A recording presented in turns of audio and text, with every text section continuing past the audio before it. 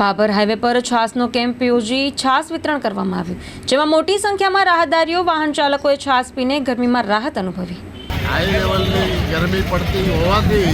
નગરજનોએ સાથે મળી અને છાસ વિતરણનો પ્રોગ્રામ રાખવામાં આવેલો અને નગરજનોની અંદર જે ગામડાવાળા આવે